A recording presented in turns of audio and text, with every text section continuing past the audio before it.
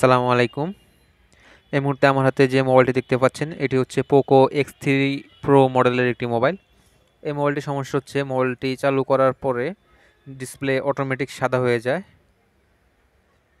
আপনারা দেখতেই পাচ্ছেন মোবাইলটি চালু করার পরেই আমাদের মোবাইলে যে পোকো লেখাটা ওই লেখাটা আসার পরেই কিন্তু ডিসপ্লেটা সাদা হয়ে গেছে। এই মুহূর্তে আপনাদের দেখানোর চেষ্টা করব এই সমস্যাটি কীভাবে সমাধান করা যায়। প্রথম অবস্থায় দেখলে অনেকেই বলতে পারেন যে এই সমস্যাটা ডিসপ্লে থেকে, কিন্তু আসলে এইসব মডেল যেমন পোকো X3 প্রো এই ধরনের অনেকগুলো মডেল আছে যেগুলোর এই ধরনের সমস্যা ডিসপ্লে থেকে হয় না। এগুলো মূলত মোবাইলের যে সিপিইউ আইসিটি আছে ওই আইসি থেকে সমস্যাটি হয়ে থাকে।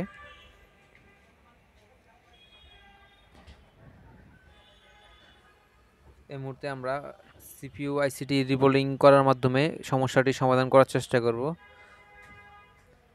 পোকো X3 প্রো মডেলে যে সিপিইউটি ইউজ করা আছে এটি কিন্তু ডাবল ডেকের সিপিইউ, অর্থাৎ সিপিইউ আইসির উপরে র্যাম ইনস্টল করা থাকে। তাই এই কাজগুলো আমাদেরকে খুবই সাবধানতার সাথে করতে হবে। আমরা প্রথমে খুব সাবধানতার সাথে আস্তে আস্তে সময় নিয়ে আইসির আশেপাশে যে কালো পেস্টগুলো আছে এগুলো সব পরিষ্কার করে নেব।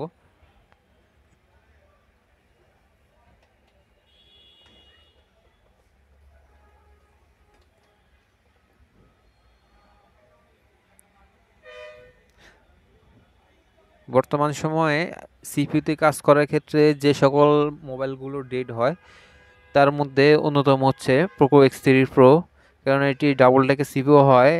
এগুলো উঠানো এবং কি লাগানো একটু কষ্টসাধ্য ব্যাপার। এই কাজগুলো যদি আমরা একটু সাবধানতার সাথে সময় নিয়ে আস্তে আস্তে করি তাহলে ইনশাল্লাহ আমাদের কাজগুলো এক চান্সে হয়ে যাবে। আমরা মাদারবোর্ড থেকে র্যাম এবং সিপিইউ দুটো আইসিকেই খুব সুন্দরভাবে তুলে নিয়েছি। এই মুহূর্তে আমরা একটু মাইক্রোস্কোপের মাধ্যমে চেক করে নিতেছি আমাদের আইসিটি কোনো সাইডে ফুলে বা ফেটে গেছে কিনা। আমাদের আইসিটি সম্পূর্ণ ক্লিয়ার আছে। এই মুহূর্তে আমরা মাদারবোর্ডটিকে ভালোভাবে ক্লিন করে নেব।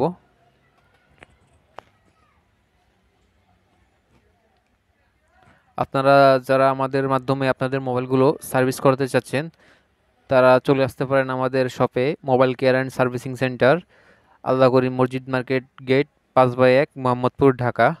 অথবা যারা কুরিয়ারের মাধ্যমে আমাদের কাছে মোবাইলগুলো পাঠিয়ে মোবাইলগুলো সার্ভিস করতে চাচ্ছেন তারা আমাদের হোয়াটসঅ্যাপ নাম্বারে যোগাযোগ করতে পারেন। আমরা খুবই অল্প সময় এবং খুবই রিজনেবল প্রাইসের মাধ্যমে এই ধরনের সমস্যাগুলো সমাধান করে থাকি। আপনারা যদি সরাসরি আমাদের শপে আসেন তাহলে মাত্র অল্প কিছু সময় আপনারা বসে থেকে আপনাদের কাজগুলো করে নিয়ে যেতে পারবেন।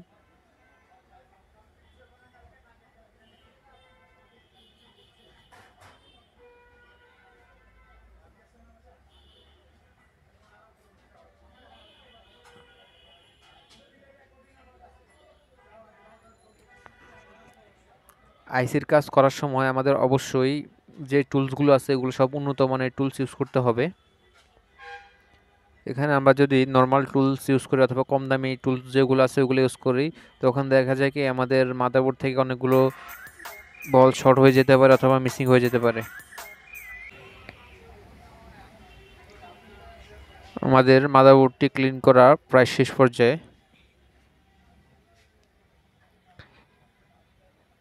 এই মাদারবোর্ডের ফেসগুলো একটু শক্ত হওয়ায় মাদারবোর্ডটি ক্লিন করতে একটু সময় লাগতেছে।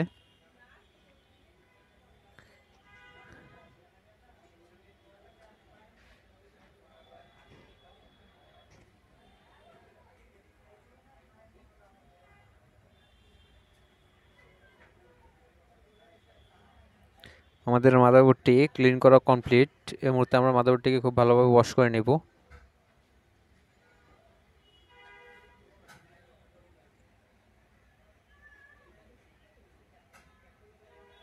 আমরা শুরুতেই আমাদের সিপিইউ আইসির উপরের যে বলগুলো আছে এই বলগুলো প্রত্যেকটাকে আমরা সমান করে নেব এবং কি বলগুলোকে এমনভাবে তৈরি করতে হবে যাতে পরবর্তীতে আমরা এই সিপিইউর উপর যখন র্যাম ইনস্টল করব তখন র্যামের প্রত্যেকটি বল সিপিইউর সাথে সুন্দরভাবে সংযোগ পায়। আমরা একটু ফ্লেক্স পেস্ট এবং শোল্ডারিং পেস্ট দিয়ে শোল্ডারিং আয়রনের মাধ্যমে গ্লুগুলো ক্লিন করে নিতেছি।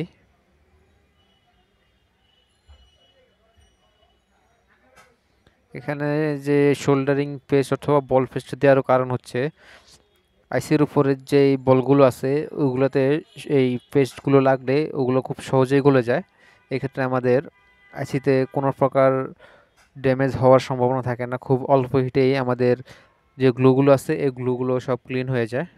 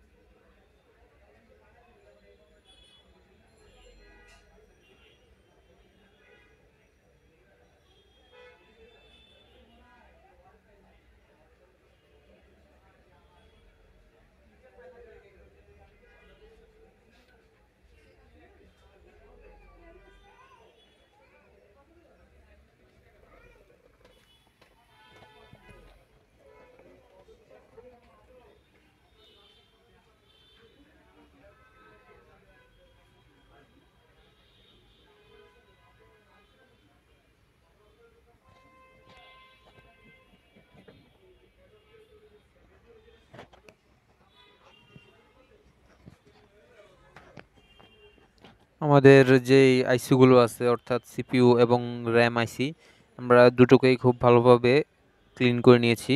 এই মুহূর্তে আমরা আইসিগুলোকে ওয়াশ করে রিবোলিং করার চেষ্টা করব। রিবোলিং করার জন্য আমি যে বল পেস্টটি ইউজ করে থাকি এটি হচ্ছে রিলাইফের 183 ডিগ্রি সেলসিয়াসের বল পেস্ট। এখানে অনেকেই অনেক সেলসিয়াসের বল পেস্ট ইউজ করে থাকে। যেহেতু এই ফোনগুলো গেমিং ফোন, এগুলো অল্প কিছুক্ষণ চালালেই অনেক হিট হয়ে যায়, এজন্য আমার কাছে মনে হয় যে 138 ডিগ্রি সেলসিয়াসের বল পেজ দিয়ে যদি এগুলো রিবোলিং করা হয় তখন মোবাইলটি যখন অতিরিক্ত হিট হবে তখন মোবাইল আইসির যে বলগুলো আছে এগুলো গলে একটার সাথে অন্যটা শর্ট হয়ে যেতে পারে।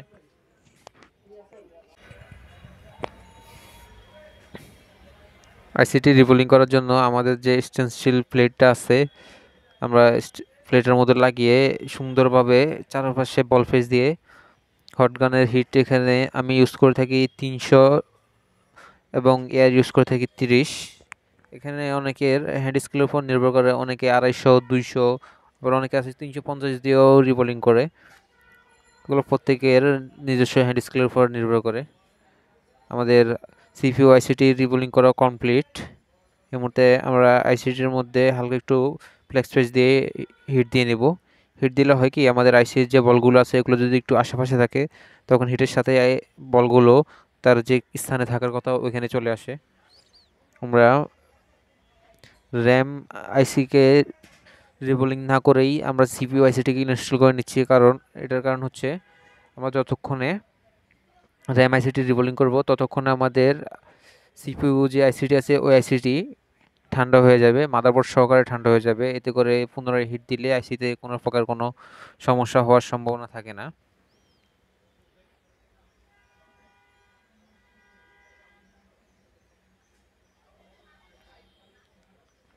আমরা কিন্তু প্রত্যেকটা আইসিকে দুবার করে রিবোলিং করে থাকি, অর্থাৎ একবার রিবোলিং করার পরে ব্লেড দিয়ে যে বাড়তি অংশগুলো আছে ওগুলো কেটে পুনরায় বল পেজ দিয়ে এবং পুনরায় হিট দিয়ে রিবোলিং করি। এতে করে হয় কি আমাদের আইসির কোনো বল যদি উঁচু নিচু থাকে, অর্থাৎ কোনোটা বড় কোনোটা ছোট, তখন আইসির বলগুলো সবগুলো এক সমান হয়ে যায়। এতে করে আইসি লাগানোর পরে আমাদের কোনো প্রকার কোনো সমস্যার সম্মুখীন হতে হয় না। আমরা র্যাম আইসিটিকে সিপিইউ আইসির সাথে লাগিয়ে দিয়েছি। এই মুহূর্তে আমরা কিছুক্ষণ ওয়েট করব মাদারবোর্ডটি ঠান্ডা হওয়ার জন্য।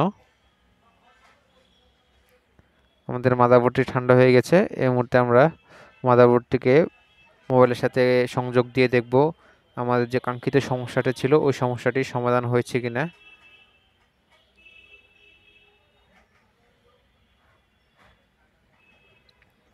এক্স3 প্রোতে আপনারা দেখতে পাচ্ছেন যে আমি মাদারবোর্ডের চারপাশে হিটসিন টেপ দ্বারা কভার করে নিয়েছি।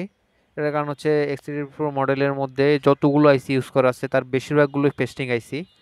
পেস্টিং আইসিগুলোতে যদি হিট লাগে তাহলে ভিতরের বলগুলো গলে নষ্ট হয়ে যায়। এই জন্য যাতে আশেপাশের আইসিগুলো ঠিক থাকে সেজন্য সবগুলো শুধুমাত্র সিপিইউ আইসি বাদে পুরো মাদারবোর্ডে আমরা হিটসিন টেপ দ্বারা কভার করে নিয়েছি।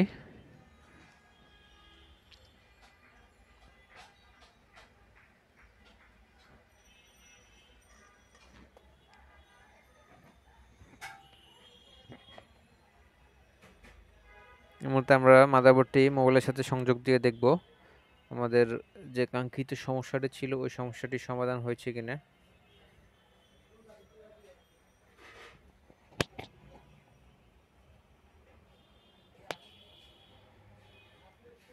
আলহামদুলিল্লাহ আমাদের মোবাইলটি চালু হয়ে গিয়েছে।